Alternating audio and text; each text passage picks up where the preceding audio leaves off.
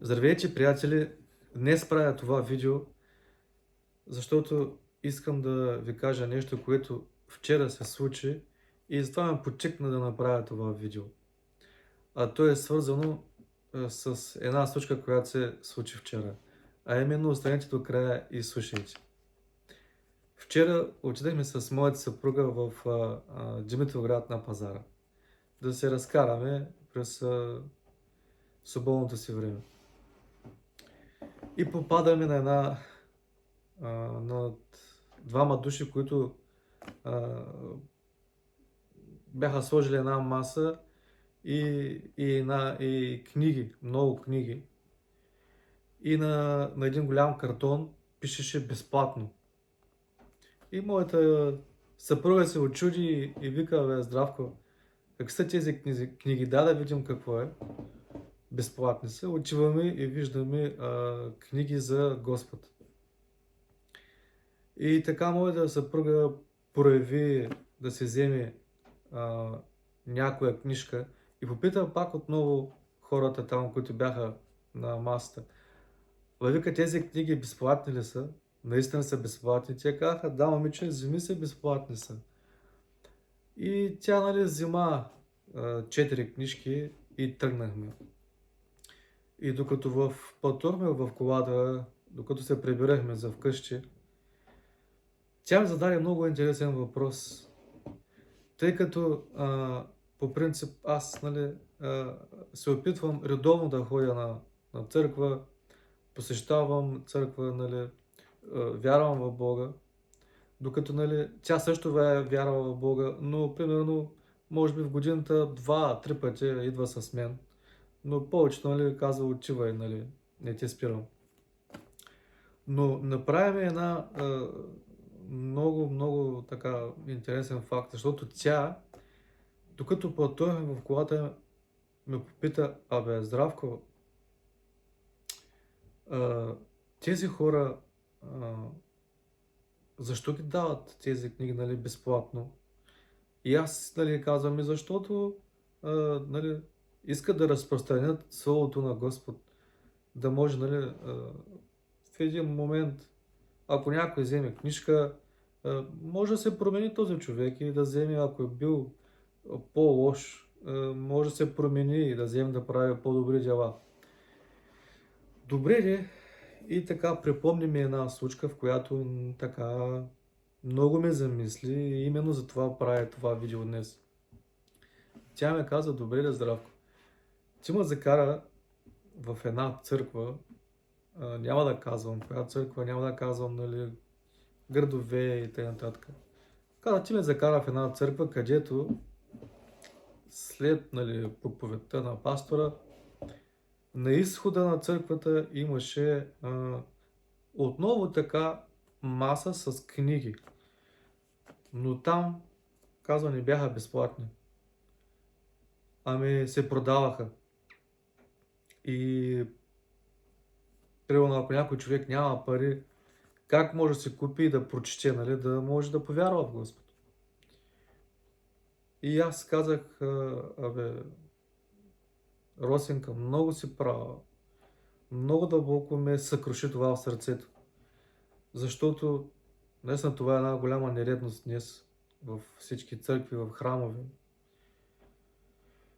Че всичко се продава, а не се дава даром, както казва Словото. И затова съм подготвил няколко стиха в Библията, които да ви кажа наистина. И един от тях е, ето, тук в Матея 10 глава се казва: даром сте пеели и даром давайте. Даром сте пеели, даром давайте. Наистина, както тези мъже, които бяха на пазара и даваха даром, и се зарадвах в сърцето. Също това, което пише в Словото е, ето сега ще ви прочитая в Лука 3 глава. Там се пише пък: а той му отговори: който има 2 ризи, нека да даде едната на този, който няма, И който има храна, нека прави същото. Който има храна, нека прави същото. Ами когато замислиш човек, значи в, в църквата, нали, храната не винаги е физическа. Ти отиваш понякога там, за да се нахраниш духовно. Добре де, църквата не те ли учи да нахраниш духовно човека? Но след като на изхода на църквата имаш маса, която всички книги са с цена, и как пълно човек ще иска да си вземе, когато примерно няма пари в него си и не може да си купи. А когато Словото е дадено, даром давайте, даром ще ви се даде. И това много така стана ми мъчно. Също, което пише в Словото, ето, ще ви прочита още един стих. Това го пише в Марк, в 11 глава. После пристигнаха в Йерусалим, Исус влезе в храма и започна да гони хората, които продаваха и купуваха там. Той преобърна масите на онези, които обменяха пари, и скамейките на продавачите на гълъби, и не разреши на никого да пренася своите неща през храма. След това започна да учи хората, като им говореше: Писано е, моят дом ще бъде наречен дом на молитва на всички народи. А вие сте го превърнали в свърталище на разбойници.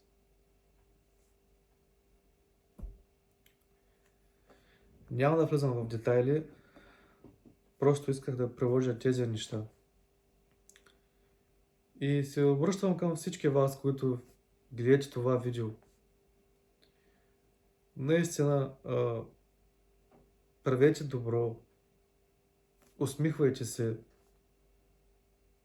вярвайте в Господ, бъдете щастливи, правете добри дела. Ако видите човек, наистина човек, който се нуждае от помощ, помогнете му. Както казва Словото на Бог, ако имате две ризи, дайте едната на ближния. Наистина, ако имате излишък нещо в къщи, дайте на този, който няма. Благодаря ви, че изгледахте това видео.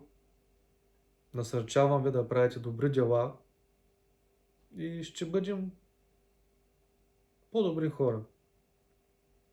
Благодаря ви.